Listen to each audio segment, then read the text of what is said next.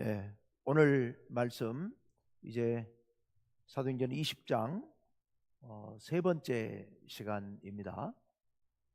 지금 3차 전도 여행을 마무리하는 그런 장면이죠.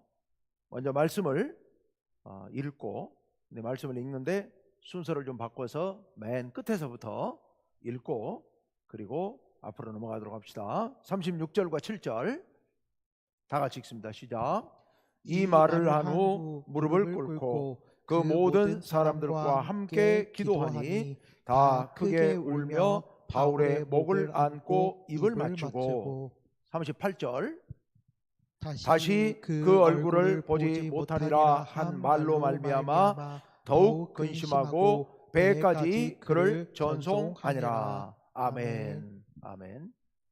바울의 전도 여행을 총정리하는 마지막 말씀입니다. 오늘 여기 36절과 7절에 보면 이제 바울이 이 말을 한 후, 이것은 이제 바울의 긴 설교였습니다. 에베소 교회 장로들을 밀레도라는 섬으로 불러서 그곳에서 설교를 다 하고 마치고 난 뒤에 이제 무릎을 꿇고, 유대인들은 원래 손을 들고 서서 기도하는 게 일반적입니다만은 때에 따라서는 무릎을 꿇고 기도하기도 하죠. 예수님께서도 겟세마네 동산에서 무릎을 꿇고 기도하셨고요. 이렇게 무릎을 꿇고 기도할 수 있는데 다 함께 무릎을 꿇고 모든 사람과 함께 기도합니다. 그리고 난 뒤에 다 크게 소리내서 울고 서로 통곡을 하면서 웁니다. 그리고 바울의 목을 안고 차근차근 입을 맞추고 그들의 작별의 인사를 하는 거죠. 입을 맞추고. 그리고 지금 마지막 36절 다시 한번 띄워주시겠어요? 38절요. 38절. 다시 그 얼굴을 보지 못하리라. 이 말은 이제 이미 바울이 앞에서부터 여러 번 반복해서 했던 이야기입니다. 이제 다시는 너희와 얼굴을 보지 못할 것이다. 이제는 이것으로 이 땅에서는 작별일 것이다 라고 하는 말, 그 말로 말미암아 더욱 근심하고 애석해하고 안타까워하고, 그리고 바울이 배를 타고 출발하는 데까지 가서 바울을 전송했다 라고 말씀하고 있습니다. 바울이 이제 예루살렘을 거쳐서 로마로 가려고 하는데, 예루살렘에 가면 붙잡힐 것이라고 하는 그런 성령의 예언을 여러 제자들이 하는데도 불구하고 기어코 배를 타고 출발을 합니다. 동행하는 사람들도 있었고요. 그렇게 이제 출발하게 됩니다. 바울이 3차 전도 여행 때 집중적으로 목회했던 곳이 에베소 교회였고, 그 에베소 교회에서 3년을 목회하다가 이제 그곳을 떠나서 2차 전도 여행 때 전도했던 그리스 마케도냐, 그래서 빌립보, 데살로니가, 베레아, 그리고 고린도를 갔다가 고린도에서 배 타고 가려다가 배에서 유대인들이 자기를 죽일 것 같다는 그런 정보를 입수하고는 다시 거꾸로 그 길을 다시 되짚어서 돌아서 지금 드로아까지 갔다가 드로아에서부터 아소로 걸어가고 아소에서 다시 배 타고 섬을 몇 군데 들러서 지금 여기 밀레도라는 곳까지 왔습니다. 에베소에 있는 장로들에게 미리 사람을 보내서 밀레도로 오라고 했고, 에베소와 에베소 주변 지역에 새롭게 세워진 교회들의 장로들일 거예요. 그 장로들은 오늘날 장로들과는 조금 달라서 그 당시 이 장로들을 이제 교회의 지도자들이었죠. 그들을 밀레도로 불러왔고, 그 밀레도에서 이제 그들에게 긴 설교를 하고, 그리고 난 뒤에 지금 이렇게 떠나게 된 겁니다. 우리 3차 전도 여행 지도 한번 잠깐 보여주시겠어요? 예.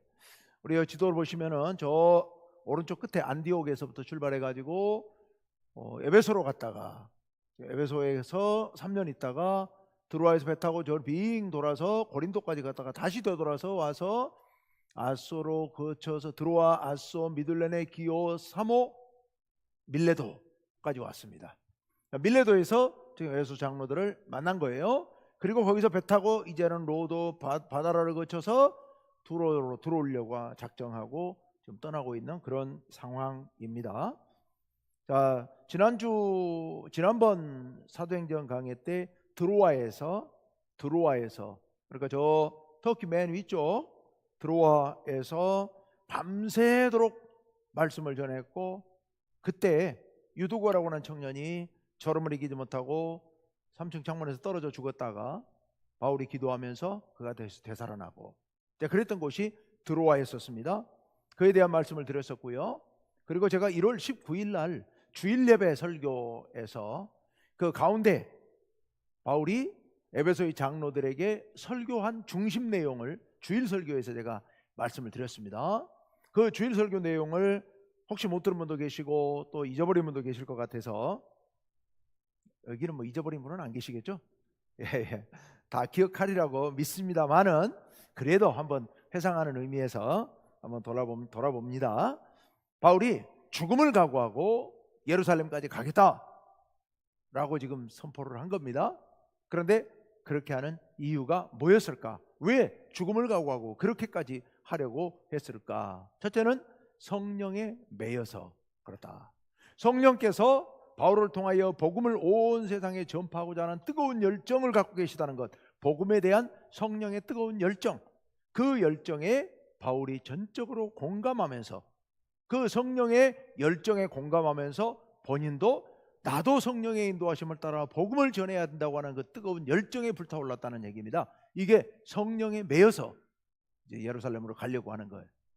첫째 이유였습니다. 두 번째 이유는 주님께서 내게 맡기신 사명이라는 겁니다. 주님께서 온 세상에 나가서 땅끝까지 복음을 전하도록 하는 것, 이건 내게 맡기신 사명이다. 그러니 이 내게 맡기신 사명, 주의 복음을 증거하는 일을 마치려 한다. 이거 위해서 내가 가겠다라고 얘기합니다. 세 번째로 바울이 목숨을 걸고 가려고 했던 이유는 그에게 맡겨진 그 사명, 그 사명은 하나님의 은혜의 복음이었다. 은혜의 복음. 바로 아무 대가 없이, 아무 자격 없는 나에게 하나님께서 선물로 주신 복음, 이게 은혜의 복음이죠. 그 누구보다도 바울 자신이 그것을 뜨겁게 체험했었죠. 왜냐하면 자신은 예수 믿는 사람들을 핍박하는 사람이었고, 특히 다메섹까지 가서 예수 믿는 사람 붙잡아가지고 끌고 와서 제사장들에게 넘겨서 그들을 핍박하려고, 가두려고, 그러려고 다메섹으로 가던 중이었기 때문에 하나님께, 예수님께는 자기는 정말 죽을 죄인이었다, 자기 말대로 죄인 중에 괴수였다. 그런 자기를 예수님께서 친히 찾아와서 만나주시고, 자기를 자녀 삼아주시고, 자기를 복음의 사도로, 복음의 일꾼으로 세워주신 그 놀라운 은혜, 이거야말로 내게 임한 하나님의 은혜의 복음이었다. 그래서 이 은혜의 놀라운 복음을 나도 전하지 않고는 견딜 수가 없다 라는 그런 마음으로, 이 세 가지 열정으로 목숨을 걸고 예루살렘을 향해서 출발한다 라고 바울이 얘기했던, 설교했던 그 내용을 제가 1월 19일 날 설교에서 말씀을 드렸습니다. 그 말씀이 오늘 본문 바로 앞 대목에 있는 내용이었습니다. 자, 그렇게 해서 이제 핵심 설교를 마쳤고, 그러고 난 뒤에 이제 그 뒷마무리 부분이 오늘 말씀이에요. 28절부터 38절까지요. 자, 오늘 이제 28절 말씀부터 보면 바울이 먼저 이 장로들에게 당부합니다. 28절이 길어서 둘로 나눴는데요. 앞부분 우리 화면 보면서 같이 한번 읽어봅시다. 다 같이요. 시작. 여러분은 자기를 위하여 또는 온 양떼를 위하여 삼가라. 여기서 여러분은 에베소 교회와 그 주변 교회들의 장로들이에요. 근데 그들에게 이제 바울이 성도들을 맡긴 거예요. 그러니까 양떼들을 맡긴 거예요. 이 양떼들은 성도들이에요. 성도들. 그런데 바울이 뭘 말하고 있느냐? 삼가라 라고 얘기하고 있습니다. 여기서 삼간다는 말은 우리가 조심한다, 근신한다, 이런 뜻입니다만은 여기서 말하고 있는 삼간다고 하는 말의 원어의 의미는 주의를 집중한다, 온 정성을 기울인다, 이런 뜻입니다. 그러니까 너희는 온 정성을 기울여라. 그리고 주의를 집중해라 라고 권면하고 있는 겁니다. 누구를 위하여? 첫째는 자기를 위하여, 너희를 위하여. 둘째는 성도들을 위하여, 양떼 성도들을 위하여. 이 둘을 위하여 온 마음을 집중해야 된다 라고 말하고 있습니다. 여러분, 목회자들은 저희들이나 아니면 중직자들, 장로님들이나 중직자들 뿐만 아니라 우리 먼저 믿는 모든 사람들은 우린 다 목자들입니다. 우린 장로들처럼 중요한 사명을 맡은 사람들입니다. 왜냐하면 아직 우리보다 늦게 믿는 사람들, 아직도 믿지 않는 사람들이 있잖아요. 그런 사람들의 영혼에 대해서는 내가 책임이 있는 겁니다. 내가 인재 믿기로 작정했다 하더라도 내게 그들에 대한 영적 책임이 있는 겁니다. 우리 모두는 책임을 진 사람들입니다. 그리고 또 무엇보다도 우리 자신이 또 소중합니다. 그래서 우리 자신을 위하여, 그리고 우리 성도들을 위하여, 내게 책임 맡겨준 우리의 공동체 식구들을 위하여 우리는 늘 온 정성을 다해야 될 것이고 마음을 집중해야 된다라고 지금 바울 사도가 장로들에게 권하고 있는 겁니다. 우리도 우리에게 맡겨진 일, 우리에게 맡겨진 영혼들, 우리와 함께 신앙생활하는 성도들을 위하여 마음을 집중해야 됩니다. 정성을 기울여야 됩니다. 내가 잘못되지 않기 위하여서, 내 신앙이 똑바로 서기 위하여서 우린 마음을 집중해야 됩니다. 왜 집중해야 되느냐? 이따가 따라 나오겠습니다만은 악한 사탄 마귀가 우리를 끊임없이 유혹하고 우리를 넘어뜨리려 하기 때문입니다. 이번 주일 설교에서 또 말씀드리겠습니다만은 그렇기 때문에 우리는 정신을 바짝 차리고 있어야 됩니다. 정성을 기울여야 됩니다. 이따 나옵니다만은 일깨워야 됩니다. 깨어 있어야 됩니다. 잠들지, 정신적으로 영혼이 잠들지 말아야 된다. 자, 18절 하반절로 갑니다. 다 같이 읽습니다. 시작. 성령이 그들 가운데 여러분을 감독자로 삼고 하나님이 자기 피로 사신 교회를 보살피게 하셨느니라. 아멘. 네. 우리를 교회에 이렇게 성도로, 일꾼으로 세워주신 것은 성령이 하신 겁니다. 성령께서 하신 거예요. 보통 우리 교회에서 우리가 선거를 통해서나 또는 제 당회에서 임명해서 이렇게 직분을 맡기기도 하고 그렇습니다만은, 그것은 우리의 힘을 빌려서 우리의 절차를 거쳐서 성령께서 하신 일입니다. 성령께서 우리를 임명하신 거죠. 그래서 성령이 그들 가운데서, 여기 그들은 성도들 가운데서 여러분을 감독자로 삼고, 여기서 감독자란 우리의 행동을 잘못하는지 잘하는지, 죄를 짓는지 안 짓는지 감시하는 그런 감시자라는 뜻이 아니에요. 영혼의 감독자입니다. 영혼을 보살피는 사람, 우리의 신앙을 보살피는 사람. 그래서 그런 보살피는 사람으로 삼고 하나님이 자기 피로 사신 교회를 보살피게 하셨느니라. 우리로 하여금 교회를 보살피게 하신 겁니다. 여기서 교회는 이 건물을 말하는 게 아니죠. 이 건물을 말하는 게 아니라 누구를 말해요? 성도들의 모임, 공동체를 말하는 거죠. 우리 믿는 사람들의 공동체를 말합니다. 교회를 우리에게 보살피도록 우리에게 사명을 맡기셨다는 겁니다. 그런데 이 교회의 성도들은, 우리 교회는 어떤 교회냐? 둘째 줄에 하나님이 자기 피로 사신 교회라는 겁니다. 이 말씀이 뭘 의미하는지 아시죠? 하나님의 아들 예수님께서 우리를 위해서 십자가에 달려 돌아가시고 피 흘리심으로 말미암아 그 은혜로 우리가 구원받고 예수 믿게 되었으니, 바로 하나님의 아들의 피는 곧 하나님의 피나 다름없는 거죠. 그래서 하나님이 당신의 피를 흘리면서 우리를 사신, 피값을 우리의 몸값으로 대신 치르고 우리를 죄악으로부터 건져내서 구원하신 그런 교회, 그런 성도들이다. 그러니 그를 잘 보살피라고 여러분을 맡기셨다는 겁니다. 여러분을 맡기셨다. 여러분, 우리 모두가 직분은 장로가 설령 아닐지라도 우리 모두는 우리의 영혼들을 서로 책임지고 있는 책임자들이에요. 우리에겐 그런 놀라운 사명을 맡기셨다는 거, 우리가 잊지 마시기를 바랍니다.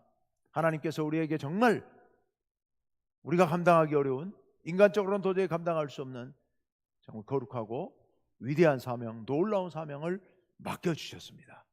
우리가 그 사명을 충성되게 감당해야 될 줄로 믿습니다. 아까 삼가라 그랬습니다. 삼가라. 뭐라고요? 삼간다는 게 여기서는 무슨 뜻이라고요? 정성을 다하고 집중해서 일을 감당하라 라는 말씀이라고요. 자, 이제 바울이 장로들에게 그렇게 해야 되는 진짜 이유를 다시 말합니다. 경고를 합니다. 경고. 그게 29절 말씀 다 같이 읽습니다. 시작. 내가 떠난 후에 사나운 이리가 여러분에게 들어와서 그 양떼를 아끼지 아니하며. 아멘. 내가 지금 떠나고 나면 사나운 이리가 여러분에게 들어와서 그 양떼를 아끼지 않을 것이다. 아끼지 않는다는 얘기는 물어 죽이고 물고 간다는 얘기죠. 사나운 이리가 와서 양떼를 해칠 것이다. 여기 사나운 이리가 뭘까? 바울이 떠난 후에 소아시아 지역에 거의 100년 그러니까 AD 100년이 돼가도록 그러니까 대략 한 40년 뭐 이후에도 상당 기간 동안 이단이 득세를 하면서 소아시아 지역에 소아시아 중심 교회가 에베소예요. 에베소 주변에 있는 많은 교회들을 특히 요한계시록에 나오는 7교회 그런 교회들을 집중적으로 공격을 합니다. 그래서 많은 사람들이 이단에 넘어가게 됩니다. 그 이단의 대표적인 이단이 영지주의 이단이요. 그 당시는 영지주의 이단이지만 오늘날은 뭐 영지주의 이단이야 뭐 별로 없습니다만은 오늘날도 온갖 이단들이나 거짓된 가르침들 우리 성도들의 마음을 유혹하고 빼앗아가는 그런 많은 잘못된 가르침들이 많죠. 자, 이런 사람들이 들어와서 성도들의 마음을 혼란케 하고요. 유혹하게 될 것이고 그래서 죄악에 빠지게 만들 것이다 라는 얘기입니다. 그러니 너희가 삼가야 된다. 삼가고 양떼들을 잘 보살펴야 된다 라고 말씀하고 있습니다. 이어서 30절로 이어집니다. 30절 말씀 다 같이요. 시작. 또한 여러분 중에서도 제자들을 끌어 자기를 따르게 하려고 어그러진 말을 하는 사람들이 일어날 줄을 내가 아노라. 아멘. 또 여러분 중에서도 장로들 여러분 중에서도 일어날 것을 내가 안다라고 얘기하고 있습니다. 마지막 줄에 일어나요. 누가 일어나느냐? 어그러진 말을 하는 사람들이 일어날 거라고요. 셋째 줄에 어그러진 말을 하는 사람들, 즉 왜곡된 말을 하는 사람들, 거짓말을 하는 사람들, 엉뚱한 이야기를 해서 성도들의 마음을 미혹하는 그런 악한 가르침들. 요새도 보면 막 교회 이름으로 난리가 아니잖아요. 정말 화가 나고 너무도 분통이 터지는 일입니다만은 목사라는 사람들이 교회라는 이름으로 뭐 전도사라고 해가면서 이렇게까지 교회를 어렵게 만드나 정말 너무도 애가 타고 속이 타는데 하여튼 어그러진 말을 하는 사람들이 교회 안에서 나올 거라는 겁니다. 이게 지금만 저런 게 아니고요. 그때부터 2000년 전부터 이런 일들이 벌어졌다는 겁니다. 근데 그게 딴 데서 나오는 게 아니고 교회 안에서 지도자들 가운데서 그런 사람들이 나온다는 겁니다. 그러니까 우리 중에도 나온다는 얘기예요. 우리 중에도. 근데 왜 어그러진 말을 하는 사람들이 교회 안에서 나오느냐? 둘째 줄의 결정적인 문제예요. 둘째 줄, 제자들을 끌어. 여기 제자들은 다른 성도들, 늦게 믿는 성도들을 끌어 자기를 따르게 하려고. 내 편 만들려고. 내 편을 만들려고 성도들에게 엉뚱한 소리들을 해가지고 그들을 끌어당겨서 그들의 마음을 빼앗아버리는 사람들, 이런 사람들이 교회 안에 꼭 나온다는 얘기입니다. 교회 안에 지도자들 가운데 그런 사람들이 나온다고요. 자기를 따르게 하려고요. 자기 따라서 뭐 하게요? 이상하게 사람들은 그런 본능을 갖고 있습니다. 나를 지지해주고 나를 내 편이 돼주고 나에게 박수 쳐주고 나를 존경한다고 하고 이런 소리 듣는 게 너무 좋고요. 그래서 그 사람들에게 내가 영향력을 행사하고 싶고요. 저 사람들이 다 내 말을 잘 들어주는 사람들이고 내 말에 호응해주는 사람이라는 게 마치 내게 엄청난 힘이 되는 것처럼 어깨를 으쓱하고 그걸 통해서 내 자존심을 높이려고 하는, 내 가치를 높이려고 하는 이런 사람들이요, 어느 교회 할 것 없이 반드시 나옵니다. 반드시 나와요. 이건 정말 저는 목회자로서 목회자들이 교회를 목회하면서 제가 후배 목사님들에게도 늘 그런 마음이에요. 계속해서 살피고 경계해야 됩니다. 이런 문제가 생기지 않도록. 인간이기 때문에, 나도 그럴 수 있고 성도들도 얼마든지 그럴 수 있기 때문에, 그런 문제가 생기게 되면 교회 화합이 깨지게 되고 교회가 하나 되는데 결정적인 어려움이 발생하게 됩니다. 이게 자칫하면 편가르기가 되고요, 교회 안에 큰 불화가 발생합니다. 사람이 모인 곳에는 언제나 또 그런 사람들이 나오게 돼 있거든요. 근데 교회도 사람이 모인 곳이기 때문에 아직은 천국이 아니기 때문에 우리 마음 가운데 인간적인 생각이 그대로 있잖아요. 그러니까 이 인간적인 생각으로 인해서 이렇게 무리를 지어가지고 지금 저 광화문에 그런 사람들이 그런 거 아니에요. 결국 자기 편 모아가지고 자기가 정치적으로 자기가 대통령을 세웠다네 어쨌다네 해가면서 자기가 하나님도 까불면 나한테 죽어 이런 소리까지 해가면서, 그런데 그걸 통해서 사람들의 자기가 엄청난 힘이 있는 것처럼 과시해서 사람들을 끌어모으잖아요. 이게 인간의 본능이에요. 인간의 본능이에요. 어쩌면 그런 능력이 없는 게 정말 다행이다. 저는 가끔 그런 생각이 듭니다. 참 희한한 재주를 갖고 있어요. 원래 젊어서부터 그랬거든요. 근데 희한한 재주를 갖고 있는데 정말 그런 재주 없는 게 다행이다. 그런 생각이 들어요. 그런 생각이 들어요. 정말 위험한 일입니다. 여러분, 우리가 나 자신을 돌아봐야 됩니다. 혹 내가, 내 속에 다 똑같거든요. 사람은 내 속에도 그런 마음이 있을 텐데 그걸 내가 절제하지 못하고 노출시키지는 않는가. 우리 늘 조심해야 됩니다. 늘 조심해야 돼요. 사람들을 내 편 만들려고, 내 지지자 만들려고 혹 내가 그러고 있지는 않는가. 다시 한번 말씀드립니다. 이 마음은 모두에게 다 있습니다. 근데 사람들이 염치를 알기 때문에, 그래서는 안 된다는 걸 알기 때문에 누르고 사는 거예요. 하나님 앞에서 그러면 안 된다니까 누르고 사는 거예요. 근데 이걸 안 누르고 이게 표출하는 사람들이 생긴다니까요. 내가 혹시 그러지는 않는지 조심해야 됩니다. 진짜 조심해야 됩니다. 이건.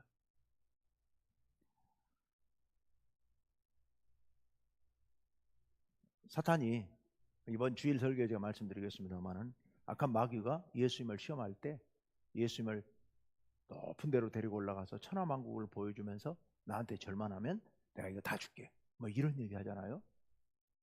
네, 그게 우리 마음속에 그런 욕망이 있기 때문에 마귀가 그렇게 움직이는 겁니다.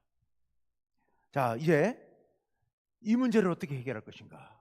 자, 외부에서 이단들이 들어와서 양떼들을 해칠 겁니다. 우리 가운데서 자기에게 성도들을 끌어당겨서 자기 편막을 만들려고 하는 사람들이 반드시 나올 겁니다. 그런 문제들을 어떻게 해결해 나갈 것인가. 그래서 바울이 첫째로 하는 얘기가, 한마디로 말하면 나를 본받으라. 내가 그동안에 했던 일들을 잘 생각해 봐라. 바울은 이제 떠날 거니까 나를 본받아서 내 편 그런 거 그런 거하고 아무 관계 없으니까 내가 그동안에 여러분들에게 보여줬던 모범을 기억하고 본받으라, 이런 얘기입니다. 그래서 31절 다 같이 읽습니다. 시작. 그러므로 여러분이 일깨어 내가 3년이나 밤낮 쉬지 않고 눈물로 각 사람을 훈계하던 것을 기억하라. 아멘. 바울이 그동안에 늘 이 영적으로 깨어 있으려고 애쓰면서 깨어서 3년 동안 에베소를 목회했던 시간이 3년이잖아요. 3년 동안 밤낮 쉬지 않고 눈물로 각 사람을 훈계하던 것을 기억하라. 그러니까 바울이 엉뚱한 길로 가는 사람들, 문제가 있는 사람들을 그런 문제 생기지 않도록 늘 그 사람들을 훈계하고 가르치고 이렇게 해왔던 거, 그걸 너희가 기억해라. 그래서 너희도 잠시도 게을리하지 말고 방심하지 말고 성도들을 정성껏 잘 살피고 그들을 훈계하고 가르쳐서 바로 세우도록 애써야 된다라는 그런 얘기입니다. 제가 아까 그 말씀드렸습니다마는 목회자들이 해야 될 아주 중요한 일 중에 하나가 교회 안에서 이런 분란이나 파벌이나 이런 거 생기지 않는지 잘 살펴보고 그런 문제가 생기지 않도록 계속해서 가르치고 이끌고 해야 됩니다. 그거 못하면 교회에 심각한 문제가 생길 수 있습니다. 리더로서 해야 될 아주 중요한 사명 중에 하나이죠. 우리가 늘 깨어서 가르칠 거 가르치고 훈계할 거 훈계해야 된다라는 겁니다. 자, 이제 33절과 34절을 묶어서 봅니다. 다 같이요. 시작. 내가 아무의 은이나 금이나 의복을 탐하지 아니하였고 여러분이 아는 바와 같이 이 손으로 나와 내 동행들이 쓰는 것을 충당하여. 아멘. 바울이 자기가 성도들을 돌보면서 혹 성도들이 가지고 있는 것들 중에서 내가 탐낸 것 없지 않느냐, 그 너희가 잘 알지 않느냐.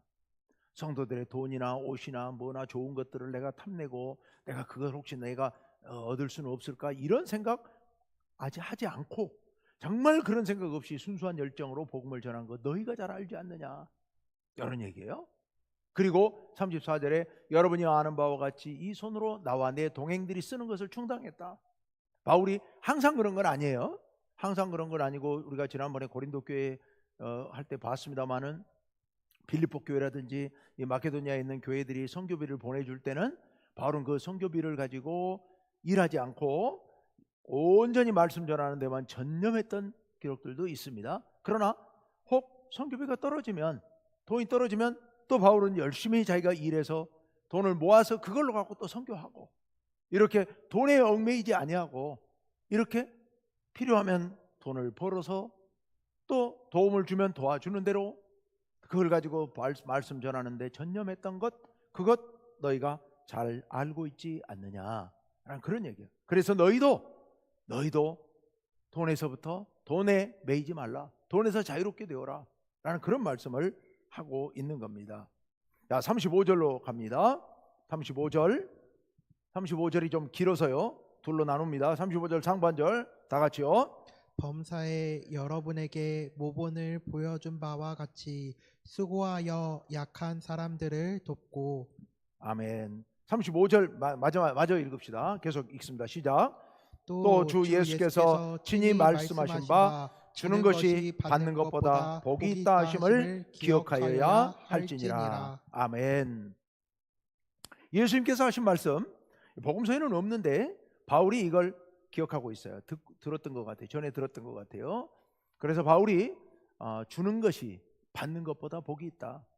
우리는 받는 게 복된 일로 생각하지만 아니다.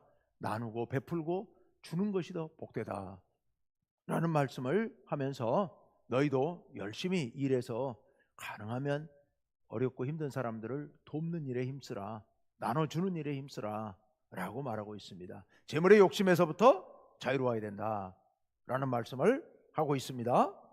그 다음에 이어서 이제 가장 중요한 대목인데요, 32절 상반절 말씀입니다. 다 같이요 읽습니다. 시작. 지금 내가 여러분을 주와 및 그 은혜의 말씀에 부탁하노니. 예, 여기서 바울이 이제 여러분들을 내가 부탁한다. 누구에게 부탁하느냐? 주와, 여기 주는 하나님이에요.